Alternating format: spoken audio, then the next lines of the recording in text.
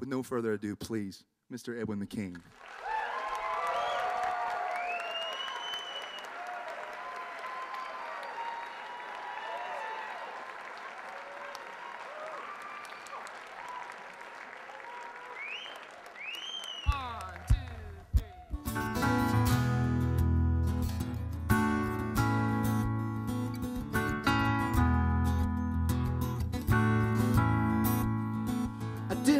Out, 'cause I didn't need saving. This is our first show, so we've listened to songs all the way up, her songs and my songs when we were singing harmonies in the car, and just trying to figure out how it's going to go. And more than anything, like I like doing these really impromptu shows that I don't like to script out much. I like to just see where it'll go and have it be real conversational, because for me, some of the best times, especially some of the best musical moments I've ever had, have been sitting around in somebody's house in the living room with other musicians that don't really know each other's music, and you know, we're playing and we're just chatting and sort of getting the feel for how songs got written and singing on each other's stuff. And you know, it may not be perfect, but it's fun. You know, it's fun for me, and it's a discovery process. And I think, and I've been doing that with lots of people in front of crowds. And it just seems like they seem to like it a little bit better than just having a set thing performed for them. You know, I like it when we don't know what we're doing, and we'll get to it when we get to it. But it's killing time, it's so unkind, and we take this struggle further and further, only to find no finish lines. I enjoy complicated music, and Maya writes a lot of complicated music. I actually write and perform kind of simplistic stuff for myself, but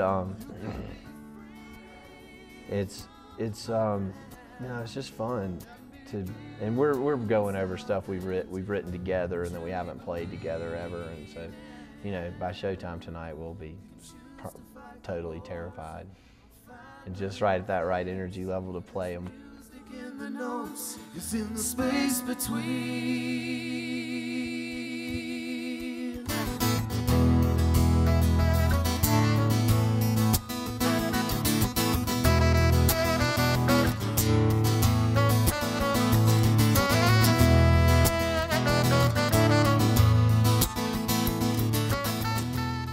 I've written songs and you get all snotty-nosed, for lack of a better term, you know, get really emotional, and those have always seemed to be the ones that people get.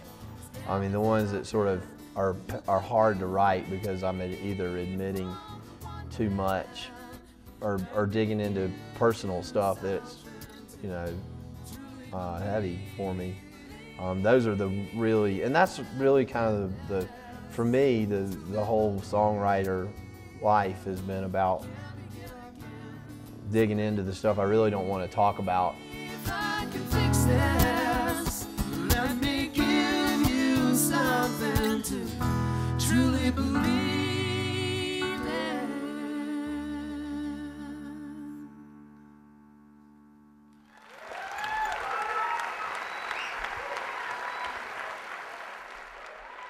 I've cried on stage before. I mean, I don't think it was obvious, but I've gotten choked up a couple of times. I mean, there's a song that I play called "See Off This Mountain" that I wrote for my grandmother, and it's basically sort of chronicles my life from a little kid up until the day that she died, and it's, you know, I'm basically reliving all these great memories every night, and they're very real to me. So yeah, it gets pretty emotional for me.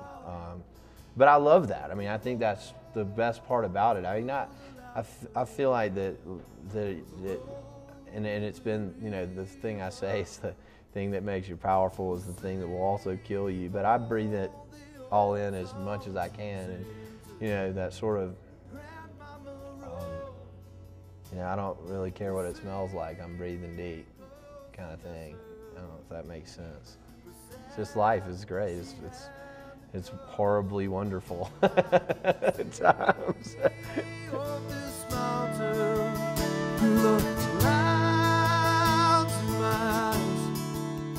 I would see of this mountain on the night the stars fell. I'd see of this mountain through the years of my life, and I would see of this mountain, and the stars fell from the sky. And that's one of the reasons why I really didn't do well in the big time record industry, is because hardly any of that music is predicated on true emotion or real life. And you know, there's teams of songwriters just kind of manufacturing this stuff. And I was like, wow, this isn't where I belong. And so my exit was hasty. But I mean, you know, I'm so lucky to have had David Wilcox as my sort of musical hero. I mean, I just think that guy's he's the deep end of the pool as far as songwriting goes. He's tackling complex human emotions and theology and all this amazing stuff, and that was what I aspired to, is to be able to go and play for a couple hundred people a night and have a night full of music. And I found myself in an industry that was so busy just pushing one song that you'd have 5,000 people at a show waiting to hear one song, going, "When's he gonna play the song?" It's like, well, this sucks. You know, why am I here? Like, why don't I just come out here and play the one song and we can all go do something else? Because no one's interested. You know, at that level, when you've got the radio hit, I mean, literally there's 1,000 people there just going, "When's he gonna play this song?" It's like, wow. That's why you get the feeling like, why don't the labels just put all the people together and everybody just come out and play their one song and be done with it? This mountain, the stars fell from the sky.